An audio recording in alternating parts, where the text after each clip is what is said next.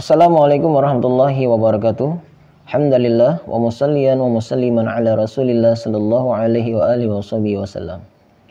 Para peserta program terjemahan level B metode UMI, para pecinta ilmu yang dirahmati oleh Allah Subhanahu wa taala.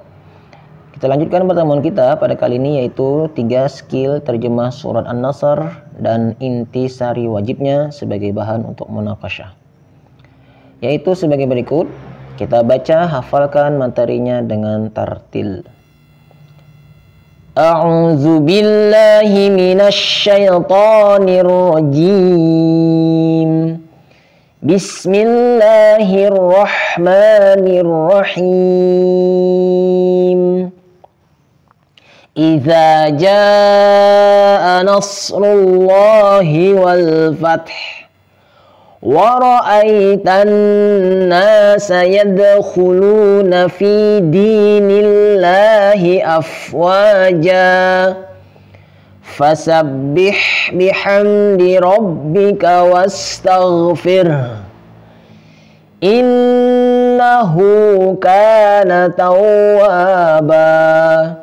Kemudian kita lanjutkan skill yang kedua, yaitu terjemah per kata dan terjemah per kalimat dengan membuka buku pedoman terjemah. Kita buka buku pedoman terjemah kita dan kita baca penggalan yang pertama terlebih dahulu. Kemudian kita terjemahkan per kata, kemudian setelah itu per kalimat sebagai berikut. Idza jaa nasrullahi wal fath. Iza apabila jaa dia telah datang, nasru pertolongan, Allahi Allah, wal fathu dan kemenangan. Iza jaa nasrullahi wal fath, apabila pertolongan Allah dan kemenangan telah datang. Selanjutnya dengan irama naik, setiap penggalan sambungan itu dengan irama naik. Wa ra'aitan nasa yadkhuluna fi dinillahi afwaja. Wa ra'aita dan kamu telah melihat an-nasa manusia yadkhuluna mereka sedang masuk fi di dalam dini agama Allahi Allah afwajan berbondong-bondong. Wa ra'aitan nasa yadkhuluna fi dinillahi afwaja, dan kamu melihat manusia masuk ke dalam agama Allah secara berbondong-bondong. Kemudian selanjutnya penggalan terakhir. Fasabbih bihamdi rabbika wastaghfir. Penggalan yang sebelum terakhir ya. Nanti disambung lagi. Fasabbih maka bertasbihlah kamu, bihamdi dengan pujian, rabbika Tuhanmu, wastaghfirhu dan mohonlah ampunan olehmu kepadanya.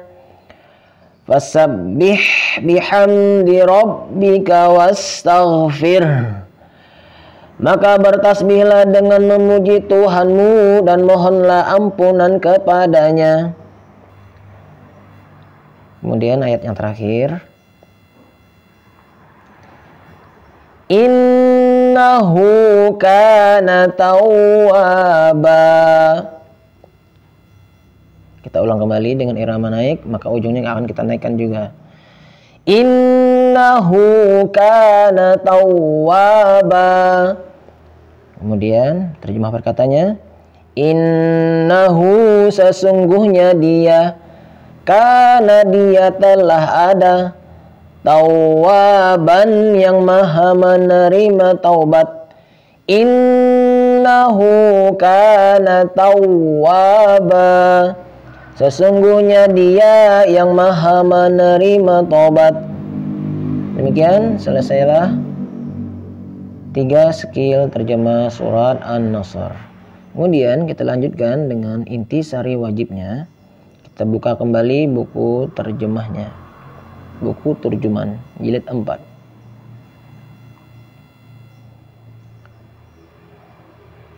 Intisari ini berisikan asbabun nuzul yang diambil dari kitab At-Tafsir Al-Wasita karya Muhammad Sayyid Tantawi, juz 15 halaman 529.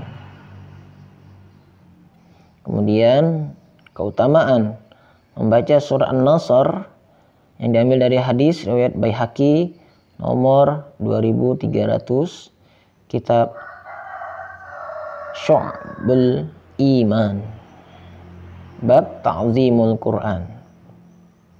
Kemudian yang ketiga, tata cara atau amaliyahnya ini diambil dari juga kitab At-Tafsir Al-Wasita karya Sayyid Muhammad Sayyid Tantawi, juz 15 halaman 532. Kita baca intisarinya sebagai berikut. Surat An-Nasr diturunkan saat kaum muslim berhasil menaklukkan kota Mekah atau Fathu Mekah, dan sebagai isyarat dekatnya ajal Rasulullah Sallallahu Alaihi Wasallam. Keutamaan membaca surat An-Nasr adalah seperti membaca seperempat Al-Quran. Surat An-Nasr dibaca setiap kali mendapat kesuksesan karena di dalamnya mengandung tasbih, tahmid, dan istighfar. Demikian 3 intisari wajibnya yang wajib dihafalkan.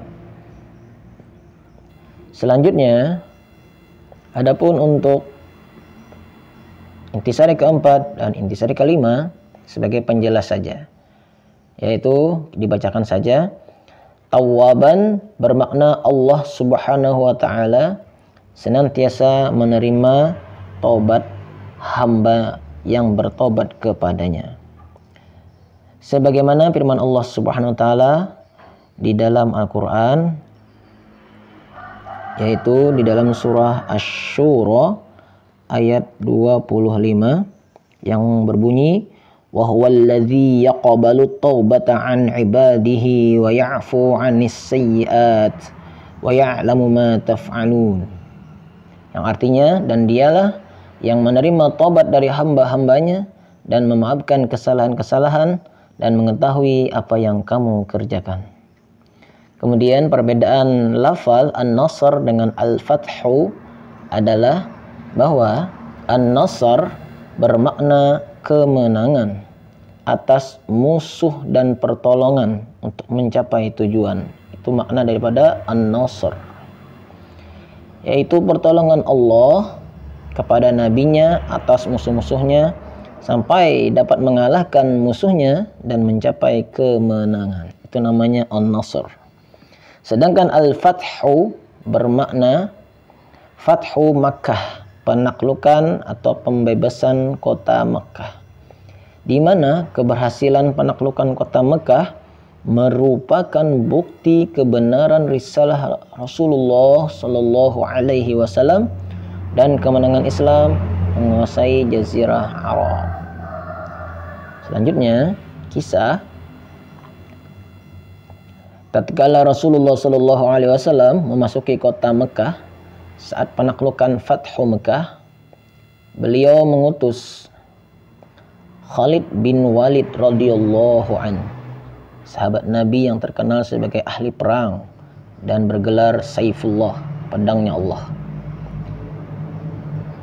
Serta Rasulullah juga berharap kepada orang yang bersamanya Khalid radhiyallahu an tersebut untuk memerangi beberapa pasukan Quraisy yang masih tersisa di pinggiran Mekah. Kemudian Allah Subhanahu wa Ta'ala memberikan kemenangan atas pasukan Khalid radhiyallahu an. Mereka, pasukan Quraisy, pun menyerah dan mau untuk masuk Islam. Kemudian Allah Subhanahu wa taala menurunkan surat ini, yaitu surat An-Nasr. Ini dapat kita temukan di dalam keterangannya dalam kitab Lubabun Nukul fi Asbabin Nuzul karya Imam Jalaluddin As-Suyuti halaman 311. Kemudian selanjutnya, pasca atau setelah penaklukan Mekah di bulan Ramadan pada tahun 8 Hijriah, maka suku-suku Arab berbondong-bondong masuk Islam. Sehingga pasukan Islam yang pada saat itu hanya berjumlah 10.000 orang saja menjadi 30.000 orang dalam perang Tabuk yang terjadi setelah Fathu Mekah. Pada jarak antara Fathu Mekah dan perang Tabuk belum genap setahun, belum sampai 12 bulan, sudah terjadi perang kembali, tapi jumlah pasukan muslim bertambah banyak menjadi 30.000 orang. Kemudian pada Hajjatul Wada atau haji perpisahan, haji terakhir Rasulullah SAW, jumlah lelaki muslim mencapai 144.000 orang.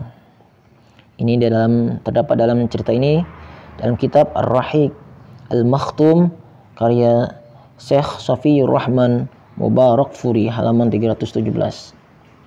Nah, sejak saat itulah hingga hari ini, secara kuantitas, secara jumlah, umat Islam akan terus bertambah sesuai dengan sabda Rasulullah SAW.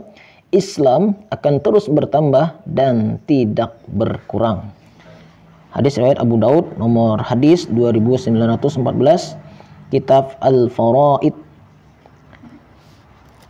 Demikian, mudah-mudahan ada manfaatnya. Semoga Allah Subhanahu wa taala memberikan kepada kita mampu untuk melaksanakan sunnah-sunnah Rasulullah sallallahu alaihi wasallam. Wassallallahu ala sayyidina Muhammad wa ala alihi wasallam. Alhamdulillahirabbil alamin.